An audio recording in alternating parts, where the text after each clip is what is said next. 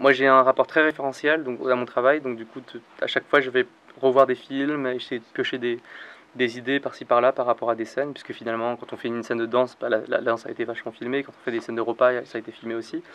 Mais s'il y a des cinéastes qui ont été un peu une boussole pour moi, dans la fabrication de ce film en particulier, dans la préparation, je pense que je dirais comme ça les frères Safdie en fait.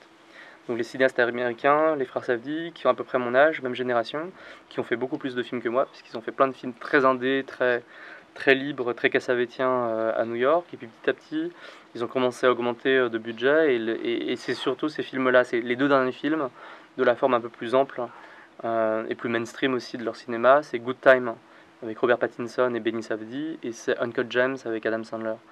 Et ce qui m'impressionne particulièrement dans ces films et qui m'a inspiré, c'est leur capacité très particulière et assez unique, je trouve. Peut-être qu'il peut ressembler un peu à du Scorsese, mais je pense qu'ils ont trouvé un point particulier qui leur appartient, de filmer le chaos. Et de filmer des personnages particuliers qui, dans des situations chaotiques, vont reprendre le contrôle en mettant encore plus de chaos, en renversant la table. Et ça, c'est un principe de fiction qui est assez formidable parce que du coup ça bouscule l'histoire et on est tout le temps à courir après l'histoire et les personnages et c'est des récits souvent très surprenants et très jubilatoires.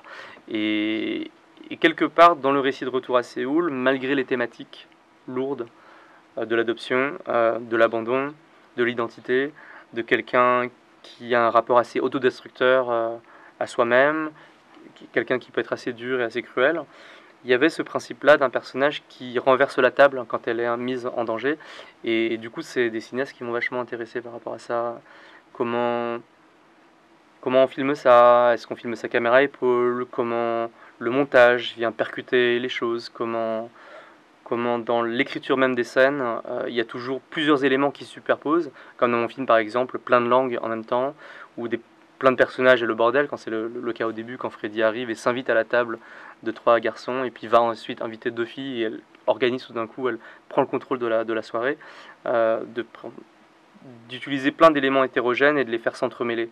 Et comme c'est un film aussi sur la rencontre de mondes différents, sur l'hétérogénéité, deux cultures, deux pays différents, cette espèce de truc quasi chimique de mettre des corps étrangers et de les faire se frotter, c'est vraiment le cœur du film. Et en ce cas-là, le cinéma des frères Safdie a été assez salutaire.